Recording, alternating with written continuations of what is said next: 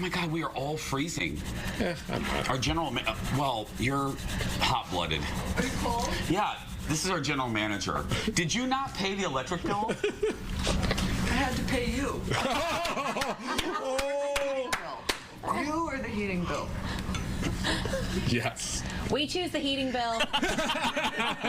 Every day. Here we go. Let's make it a good day. Every day. We do it our own way. Sing it out every day. Yeah, let's make it a good day. Every day. Oh, no matter what they say. Oh, yeah. Now, here's Jason.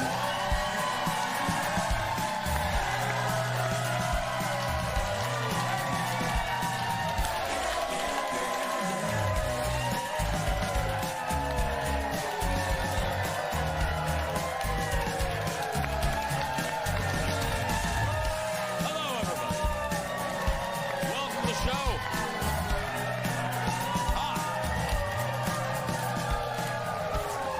Thank you.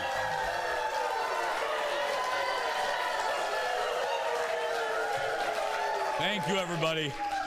It's a very big day. You've heard me say this. We've had construction in this building for like a month. And today, the parking lot is done. That's our audience coordinator. And guess what? This audience doesn't know it, but the cement isn't quite dry yet. So one lucky person's going to get to lay their body in our cement. Wow. That's right. And your body imprint will be here forever. That's right. Welcome to the show, everybody. I'm Jace. First up today, a real, oh God, this really is my favorite story of the day. A real life scare inside a Spirit Halloween in Texas. Ladies and gentlemen, someone's pet monkey escaped. Look at this. Look at this. Escaped and started swinging from the ceiling. That diaper-wearing little monkey was on the loose for about a half hour. The owner finally got it down after enticing the monkey with a cookie. That's right. By the way, that's the same way Jeff gets me to come to staff meetings. That's right. Jason. Come here, Jason. Here's a little cookie. No one is quite sure why they brought the pet into the store in the first place. Here's a better question. Why the hell are they owning a monkey? She's just as cute as a little monkey. Give it up for Falen, everybody.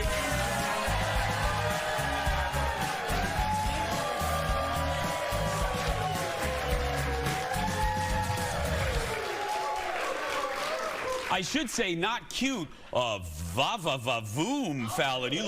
You look gorgeous today. Thank you so much. You look gorgeous. Thank you. I appreciate it. Have you ever owned a monkey? No, thank you for asking. Okay, I just wanted to ask. That's fair. I mean, my family had a raccoon, so that's right. a fair I mean, we did grow up in actually. Indiana. Yeah. We don't have laws there. I mean, we could really own don't. anything. They No, don't. No, but I will say that we are officially Halloween Eve today. It is. And I I didn't realize it was an issue amongst most parents going on right now. So they dropped the movie K-pop Demon Hunters earlier this year. It's like, and no one expected it to be this huge thing. No one did. And it became the biggest movie and soundtrack of the year, basically. And so since they didn't think it would be a big deal, they didn't plan on having toys or costumes for kids and parents. Yeah. So then now they're scrambling, and every kid this year, that's like the most popular costume. They want to be one of the K-pop Demon Hunters. So a month ago, ordered a costume for my daughter from Amazon. So, you know, it came from China. I mean, it's been traveling, girl, and it's not going to make it in time. So last night. And you ordered a month ago? A month ago. I've been panicking on Marketplace trying to find this K-pop demon. Finally found one, sent my husband at 8:30 p.m. last night to pick it up at a stranger's house.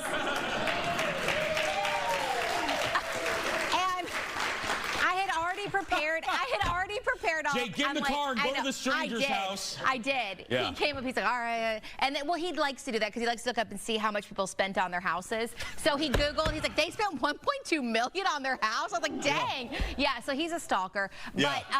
But then I realized Olive would have been just as happy being a cat because today she was like, can I still wear whiskers? And I was like, oh man, why did I waste my money? Why'd you send Jake out in the middle of the night to a millionaire's house? To get some alone time. But you know, that's a whole different reason.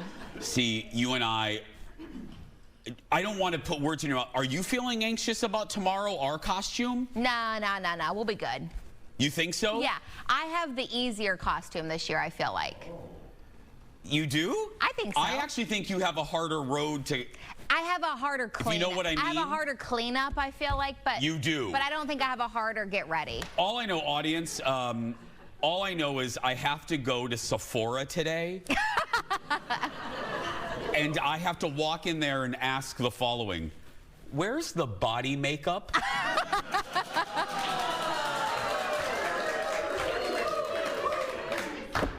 I'm going to show more skin tomorrow than I ever have in my life. Yeah.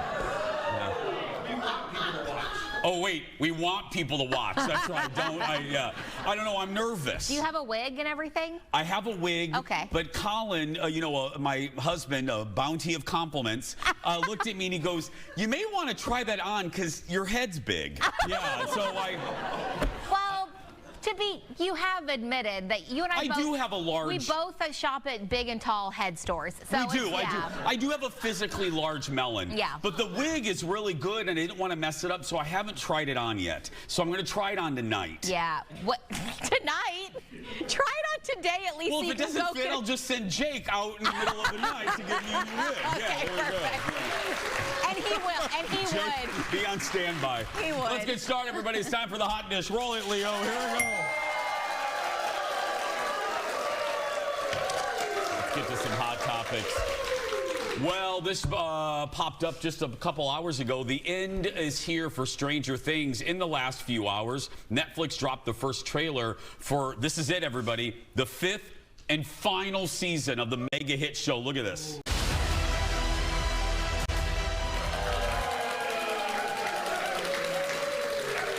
Well, so the final episodes will be released in 3 stages. Thanksgiving, Christmas Day, and New Year's Eve. Executive producer Duff just reminded me that show started like 10 years ago. Like the kids were itty bitty and now like the Demogorgon's trying to sign up for Medicare. You know what it's like? Those are the premiums? Oh, yeah. I mean, it's like, I forgot, no joke, I forgot what happened in season 4. Girl, I stopped watching after season 2. I think I missed some things because I don't know what's happening at all. They're adults now. Yeah. I mean, they have facial hair and things. I don't know. I honestly, I need to watch the catch up. Yeah. Because I think, Jeff, how long ago was season 4? 2 years? 3 years, Carter? 3 years? Sheesh. God, can we take a break for 3 years and come back? Yeah, right. No. Oh, thank you, guys. No, are you kidding me? Our boss, we always joke that I could be bleeding out right now. Like, literally, I could be bloodied. And she would go like this. Do we really have to run a rerun? Can we just prop him up? Yeah, anyway.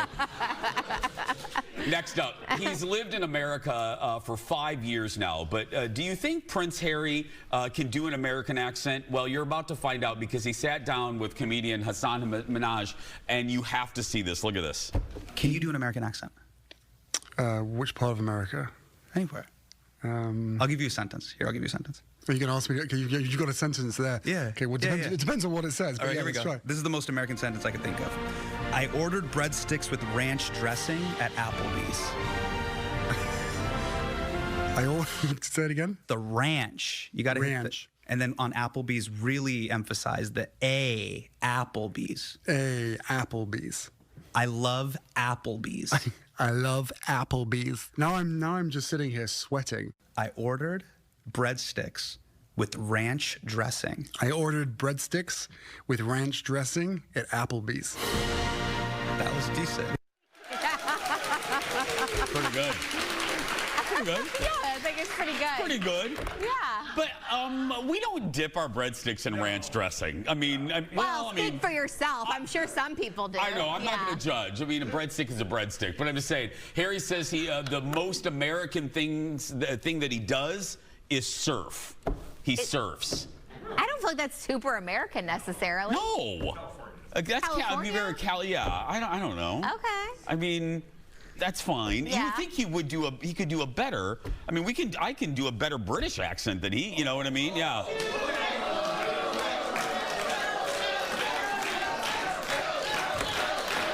Okay. So say something like, I ate tea and crumpets with the Queen. What did you call me? Yeah. I ate tea and crumpets with the Queen. I mean, pretty good. Yeah. I mean, it's decent. Jeff is judging. You try to do better there, Sister Soldier. Yeah, anyway, we'll be right back. Back in a moment. Back in a moment. I ate tea and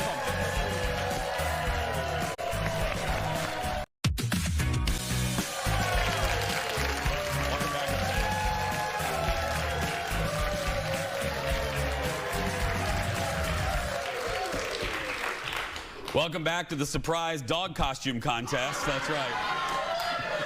That would be, don't lead people on, because that would be so exciting. I got it really quick. Jeff, really quick. I got to explain what happened in this commercial break.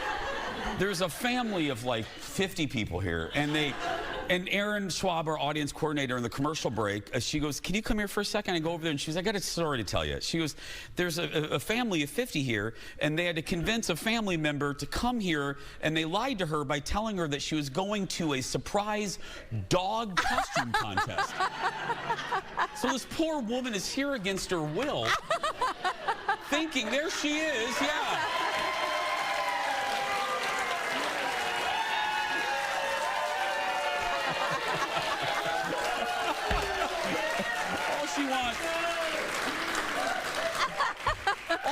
All she wants is a damn dog dressed as a pumpkin or something. And now we have this. And now she has to put up with the two of us. So let down. I'm Look at sorry. her. She doesn't want to be. Yeah. I know. This is her. Lovey, what's her name? Gretchen. This is Gretchen. Leo, take 5. Entertain me. Yeah. Yeah, right, look at her.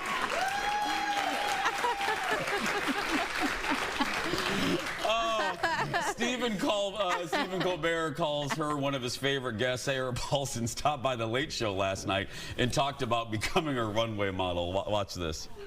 You made your runway debut at Paris Fashion Week. I did. There you are. You look appropriately unhappy. Well, yeah, exactly. It's supposed to look sad. Yeah, it's supposed to look sad. Yes. And as you can tell, I mean, I'm obviously a supermodel. We have a clip of you prodding up here.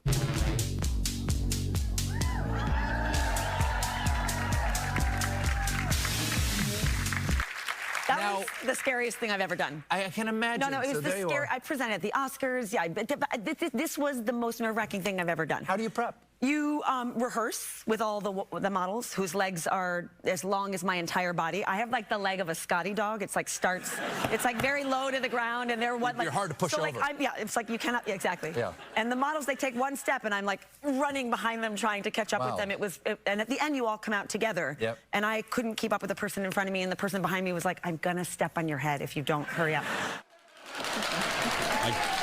It's harder than it looks. Sarah is a great talk show guest. She went on to teach Steven right here how to walk, pushing your pelvis forward like that. Yeah. Oh, yeah. That's good. Okay. It is. And then now Steven's going to do it. Yeah. Let's see Steven do it.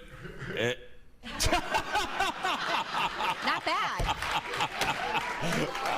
Jason, do it. Do it. Do it. Do it. Do it. All right. Pop your pelvis out. There it is.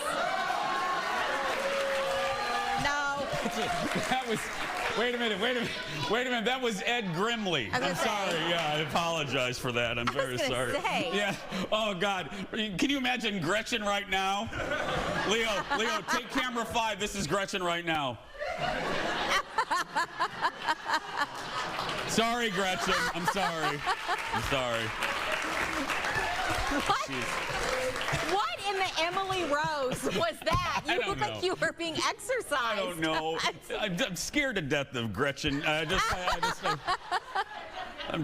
want to entertain her. Anyway, more Dish now. 3 weeks and counting until Wicked for Good hits theaters, and director John M. Chu is confirming what many of us suspected in a new interview with People magazine. Chu says Dorothy's face will not be seen in the sequel. Yeah, the director says everyone knows Dorothy as Hello, Judy Garland, and he wants the movie to stay focused on Elphaba and Glinda. He did admit to expanding Dorothy's role, though, in the movie, but she's simply, he says, a pawn in the middle of the story. Brilliant. There's no way. We've said this when this was a rumor. There is no way you're going to wipe the memory of all of us of Judy Garland's face of Dorothy. No. It would be distracting. This isn't Dorothy's story. Dorothy's story is The Wizard of Oz. Right. This is Glinda and Elphaba. So Absolutely. it's a brilliant move. I agree. I'm excited for it. I know. We're seeing it, like, I think the 18th. Yeah. I'm out of town, and Colin looked at me and he goes, oh, we're leaving early. Like, we're flying back. We're leaving our trip early because he does not want to miss. Yeah. And I go, and he goes, and if you don't want to go, you can go alone. And I'm like, oh, okay, yeah.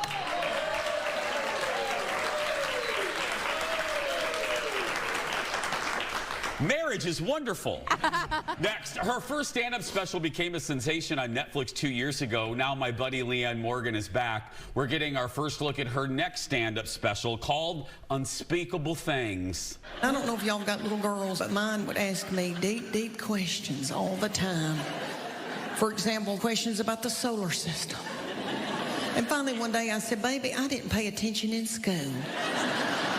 Is there anything you'd like to know about Young and the Restless?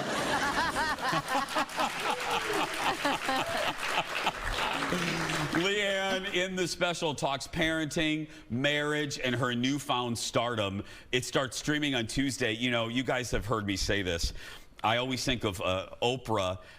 Followed Tina Turner on tour one year. I have followed Leanne. I think I've been to her show 3 times, so I've seen this routine. I've seen the special that you're going to see. I've seen the bits. It's so funny. She talks about any parent that has tried to put their kid in a ski suit.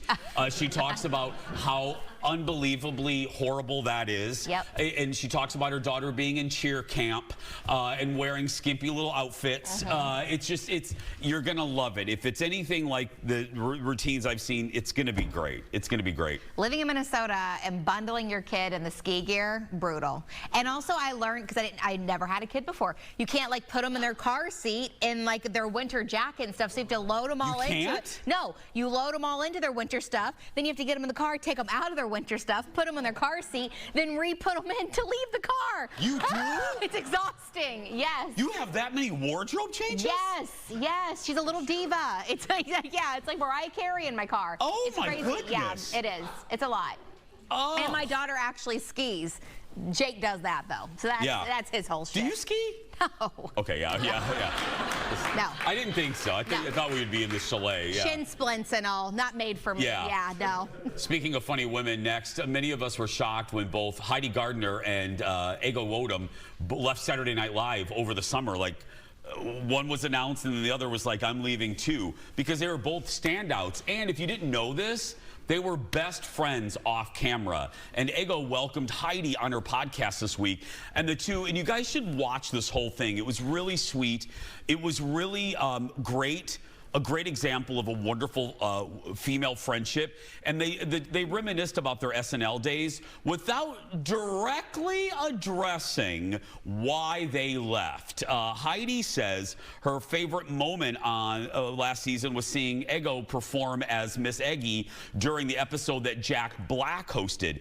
So if you didn't know, Black is her comedy inspiration, and got really emotional remembering that episode. Watch this. But that Jack Black week, it was everything to me because it was my hero, and I could have never imagined a week like that, and I got to do so much in the show. And this is why And so you kind of feel selfish in that way. Like, give me everything. Like, I got a sketch. And then I can honestly say my best friend had the moment of the year, you know? And like, and I'm just being really vulnerable that like there's a part of me, like if I think about it, I'm like, wait, but I should want that for me. But you had it and it was awesome, and I got to go out there and watch it, and like to have you have it with my favorite person in the world, and then you're my favorite person in the world. Like, it was like, what is my life? This is so beautiful. I love you. And we... It's great to see. Heidi and Ego, they shared a dressing room in SNL, and that helped them become best friends. And we were talking about, because one of the things, the word toxic was thrown out, that SNL can be a toxic workplace. Didn't surprise either of us. No, I mean, I can't imagine it's anything except very fun, but also very competitive, because you have people who are writing and they're desperate to get their sketches picked for the show. But then, like you hear, the cast members, they're like, they want to be the leads in these various sketches. So I think it's just super, super competitive. And it's also who's Lauren's favorite. Yeah. You know what I mean? Who does Lauren? I mean, Lauren, obviously, Lauren Michaels has his favorites. But it's good to see. So that leads me to believe, and they didn't say this, it leads me to believe, because I think Heidi left first. Didn't Heidi? Kinda. I think she was let go. She was let go, and I think Ego left in solidarity almost, of Heidi. But why would they get? I cannot believe they got rid of Heidi. I think that sometimes when the star gets really big, then Lauren says, like, this is a show for people to be discovered. But it's interesting because you see, like, people like Kristen Wiig, she was so huge, right? But she left on her own. So it is surprising that he would move her along. Absolutely. Next in the dish, the celebrity feud that no one knew about until now. And this one is out to my millennial friends. So back in 2003, Frankie Muniz starred as a teenager who was also a CIA agent. Obviously. Yeah, obviously, yeah. And if you remember Agent Cody Banks, like our producer Bjorn does, Hilary Duff played his crush. So the two actors were close friends in the early 2000s. But listen to this. It turns out Frankie hasn't talked to Hilary since that movie. He was a guest on another podcast and shared a story about meeting Hilary's mom in the movie. Watch this. So her mom was like, do you know what you're doing this summer? What are you doing this summer? And I go, oh, I'm filming this movie where I'm playing like a junior James Bond. It's called Agent Cody Banks. And she's like, is there a girl that could be that, like Hilary, that would be good for Hilary? And I was like, yeah. I go, but I don't know. You know, meanwhile, like, I knew in my contract, I had the say of who the girl was going to be. The next day, I'm not kidding, the next morning, so we were filming that day on Lizzie McGuire. The next morning, I show up to the set. I go into her dressing room to hang out. And her mom's like, guess what? We're going to be spending the summer together. And I'm like, what do you mean? She's like, could we film that in Vancouver as well? She's like, we're gonna be up in Vancouver together. I'm like, oh, what's Hilary filming? Like, she's gonna be filming a movie up there too? That's awesome. We'll get to hang out. We'll have dinners. You know what I mean? She's like, no, she's doing Cody Banks with you.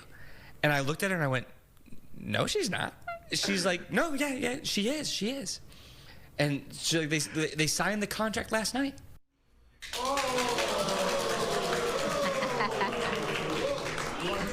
Yeah, one day it took that mom. One day. That's a momager. That is a momager. Frankie says he wasn't happy when the studio went behind his back, and he called Duff's mom the ultimate stage mom, and doesn't think she knew how it all went down. Yeah, like Hilary was kind of like didn't really know, and yeah, he described her mom as very intense. Yeah.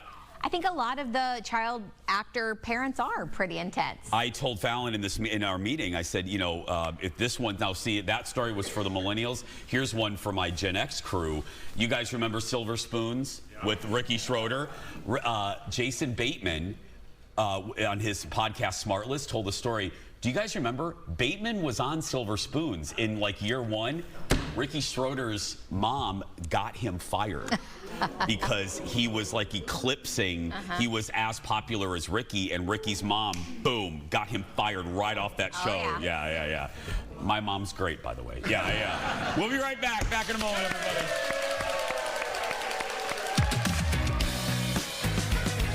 Coming Coming up in just a little bit, it was all a dream. Lauri Lowenberg, the Dream Lady, is back, and she's going to tell you why, amongst other things, why nightmares might actually be a good thing. And they are the burning questions you have about Falen and me that you've always wondered. And yes, I'm purposely making this way more dramatic than it needs to be. All the questions will be answered when we come back.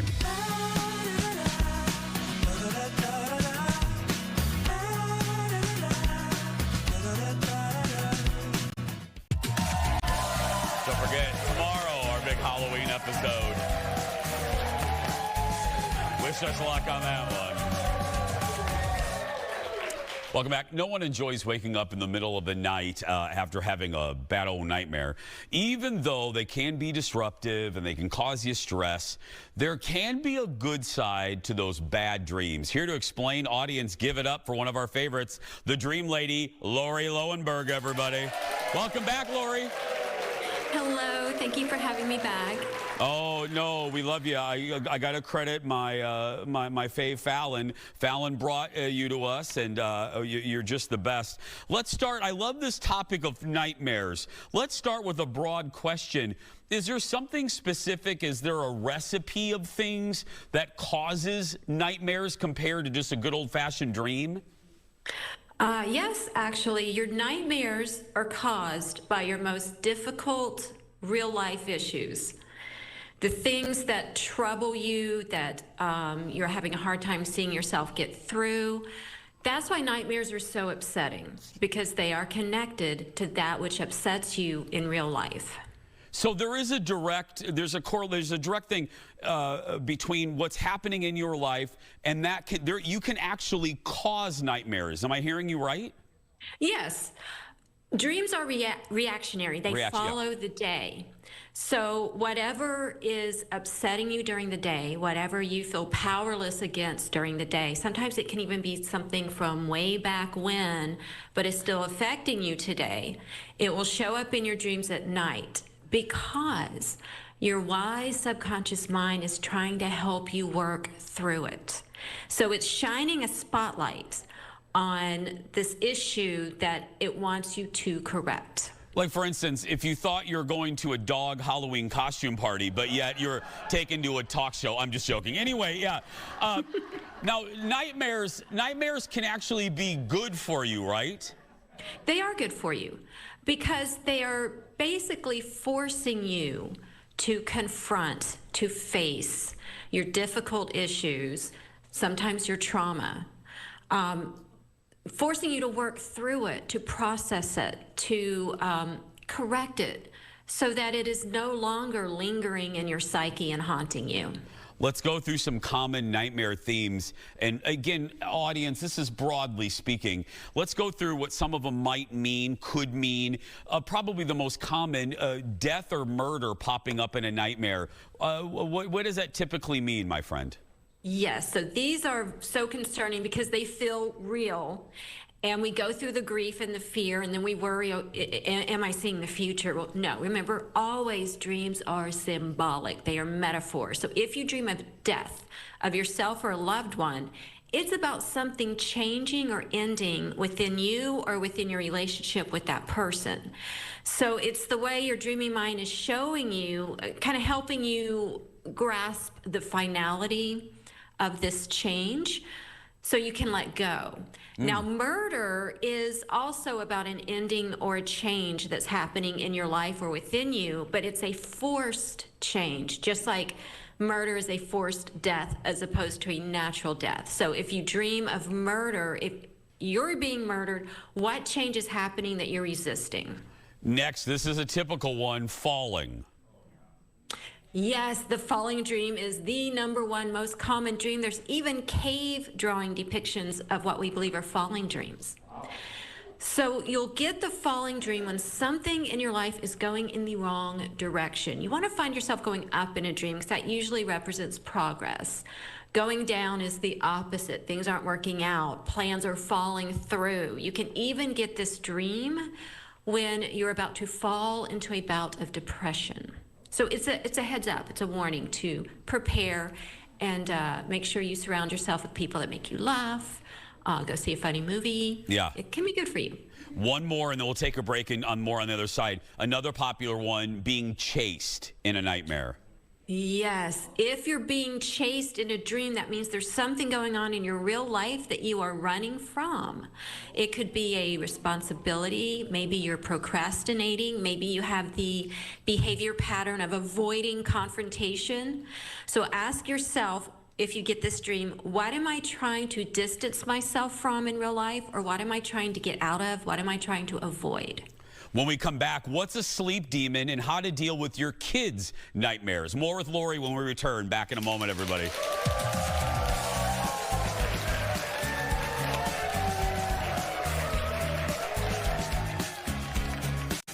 Let's make it One of my favorites, Lauri Lowenberg, is our guest today. We're talking all things dream. Get a hold of her for your own analysis there. Well, okay, dear friend, a couple more topics and we're going to talk celebrities. I think I've experienced one of these. Can you tell the folks about a sleep demon? Okay, the sleep demon. It's horrifying to experience, but it's completely not harmful. It's fine. So the sleep demon is when you're lying in your bed and you're kind of in between awake and asleep. You think you're awake, but it also kind of feels like a dream. And you feel pressure on your chest. Sometimes it's hard to breathe. You cannot move. And there's this dark, sinister presence in the room. And some people perceive it as a demon. Some perceive it as a ghost. Some perceive it as an alien. Sometimes you even hear it whisper in your ear.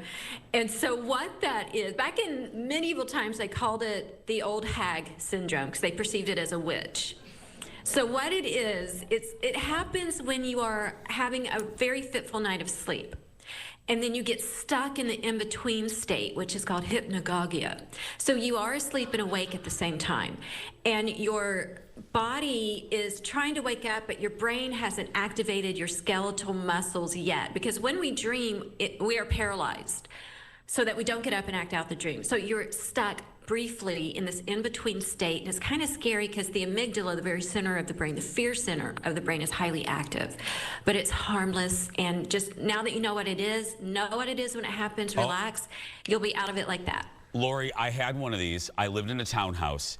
This was like 12 years ago, and I was in, now I know what it was, and there was a black shadowy figure on the ceiling, and I couldn't move. And I ended up, I said, the next day I looked at Colin, I go, we're moving. I mean, there's a demon in our house, and we're moving, and we moved. And now I realize I didn't have to move. Anyway. You didn't have to move. Yeah. Children's nightmares, typically, again, broadly speaking, what do they mean? And if you're a parent watching, can you do anything about them? Yes. Yeah. Okay. So if your child is having nightmares occasionally, that's perfectly normal and healthy. They usually begin somewhere between the age of 2 and 4. And they happen because your child is actively processing and beginning to try to make sense out of the negative things that happen in their life. Like maybe they got in trouble. Maybe the goldfish died. Maybe they got in a fight with a friend at kindergarten. You know, things like that. So if your child is having a nightmare, the way to figure out what's causing it is to ask them, what happened yesterday that upset you? And that's likely what caused the nightmare. One of the most common nightmares they get is some kind of monster, a witch, a monster, something like that.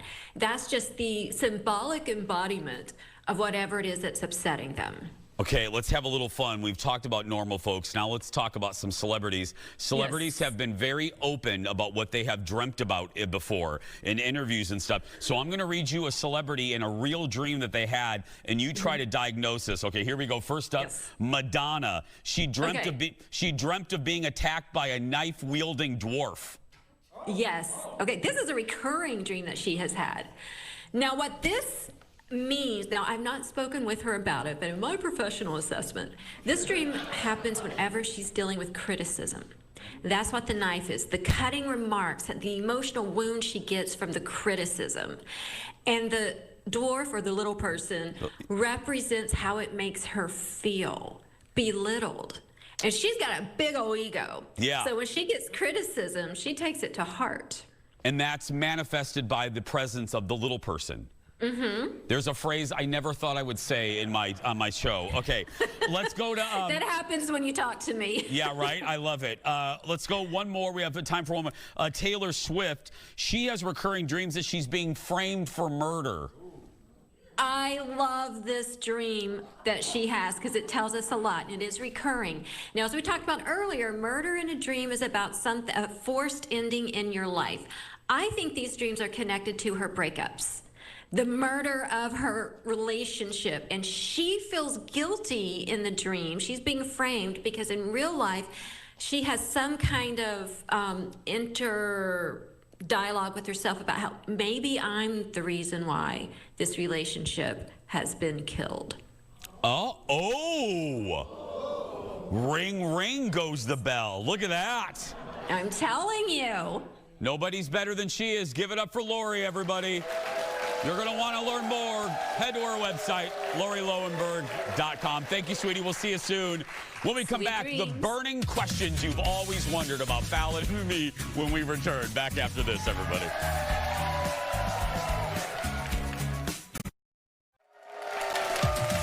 Welcome back, everybody. Moved into our audience. There's Gretchen over there. So, welcome back. Falen and I enjoy answering your burning questions on the show, but today we're putting a spin on the typical Ask Us Anything scenario.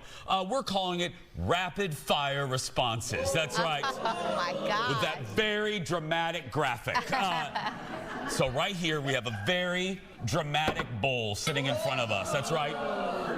Filled with dramatic questions. Thank you. And Falen and I have to see how many dramatic questions we can answer in 60 seconds. I get 60 seconds, and then the beautiful Falen gets 60. I will go first. Are you ready, I'm Falen? ready. I can't Okay, here we go. 60 seconds on the clock there, Director Leo, and here we go. Have you ever walked out of a movie theater without finishing the movie? Yes. Freddie got fingered with Tom Green. Okay. What object do you misplace the most? My keys. Or Colin. Who was your first celebrity crush? Oh, Victoria Principal and Christopher Atkins. There we go. What talent do you wish you had? Oh, I wish I could sing. Anyway, okay, yeah. Fast. I'm sorry. What fictional place do you wish existed in real life? Oh, Castle Grayskull from He-Man. If you opened a store, what would you sell? Lingerie. How much? Yeah. Oh my God. Fill in the blank. Taylor Swift is immensely talented. Okay. There we go. Which character from Friends do you identify as? Chandler. And Applebee's or Chili's? Chili's! Those are good. Those are really good. Oh, great. Castle Grayskull, I'm a kid of the... I am not kidding. In my radio room, again, this is for the Gen Xers, I have Eric, in my radio studio, which is upstairs, I have the actual Castle Grayskull that my mom gave me. Santa gave me. Yeah. In 1983. I'm and actually it's in not surprised. No, I have it. I love it. I would not know what to see. I'm going to be stumped on some of these. I wouldn't know what fictional place I'd want to be real. Really? Good for you for that, just coming to you so quickly. I was an indoor kid. Yeah. Me too. We both were. I know. Okay, are you ready? Sure. Director Leo, 60 seconds on the clock. Go. Okay, let's see. If you could swap lives with a celebrity, who would it be? The Queen of England. She's not alive anymore, but you know what I'm saying. Would you rather see Taylor Swift in concert or receive $1,000 in cash? Taylor Swift in concert. What is money when you can see Taylor? Would you rather always have to wear wet socks or an itchy sweater? Wet socks. Oh. I hate itchy sweaters. What 3 celebrities would you invite to a dinner party? Taylor Swift, Buzz Aldrin, and Jason's mom. Okay. Who is your favorite comedian?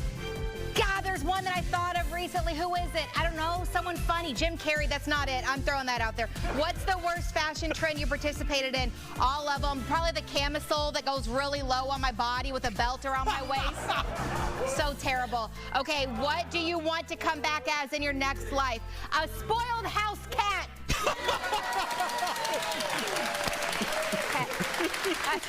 Are you sweating? Yes.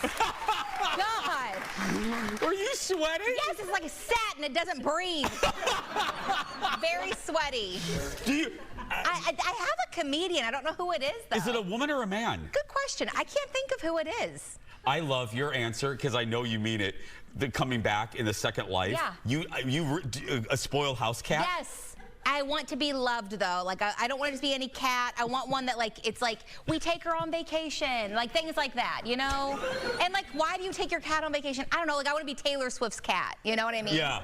So. We just talked about reincarnation in the office yesterday. You did? I said, God, if it's not, check please, or you don't go to heaven, I don't want to come back as like a goldfish. You know what I mean? Yeah. And it's like, really? That's what I'm coming back as? And you'd get a quick go around, though. You'd be like, it'd be quick, and then you get another shot. Yeah. Goldfish they're here and they're gone quickly. Yeah, and then we said that executive producer Jeff would come back, and the first thing out of his mouth would be, oh, God, I got to do this again? Yeah, I mean, like, oh, I got to live again? Yeah, anyway, thanks to all your questions. You can find, we do this from time to time. Just follow us on social, Jason Show TV.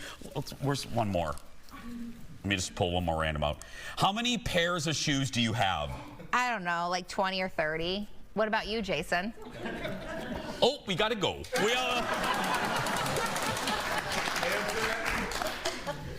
50. We'll be right back. Back in a moment, everybody. Back after this. Probably 40. Yeah. Happy birthday to everyone celebrating in our birthday club. They get that sash, VIP treatment, and they get a dog in a costume if you're Gretchen. That's right. You can celebrate your birthday with us in studio. Go to eventbrite.com or the Eventbrite app to book your tickets. And thanks to our birthday club partners, Home Furniture. If you can't be here on your exact birthday, don't worry about it. We'll give you a few days before and after. We're not like checking your ID or anything. Well, we are actually checking your ID. We gotta make sure you're not a criminal. We'll be right back. Back in a moment.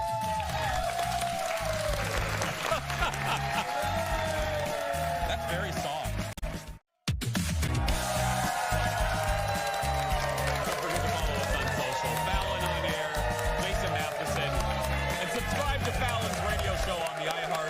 Search for Falen and Colt. We're going to end how we began. You may remember me at the beginning talking about a lovely woman named Gretchen. Now, Gretchen, she's here against her will. That woman right there, she's had it. She's done. Her family lied to her and said, hey, get in the car. We're going to a dog costume contest. When actually she was coming to this crappy show. And yeah, so she's here against her will. So I thought, well, the least we could do, Falen and I thought the least we could do is find a dog or something and dress the damn thing up in a costume. So we couldn't find a dog, but we have a capybara dressed as a butterfly right there.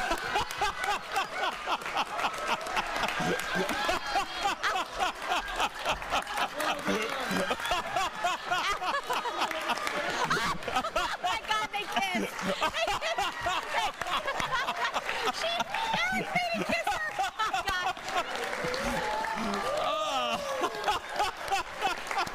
What is happening? Oh wow. All right.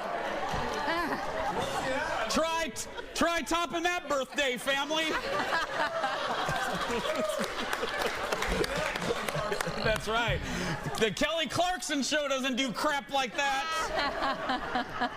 Hey, tomorrow on our show, don't miss our big Halloween extravaganza. What will we be? What's causing me to go to Ulta and get body makeup? You're going to find out. Plus, Emily the Snake Lady will be back. That's great. I know. We're so excited. That's all coming up tomorrow. But first, thanks to this amazing audience for being good sports.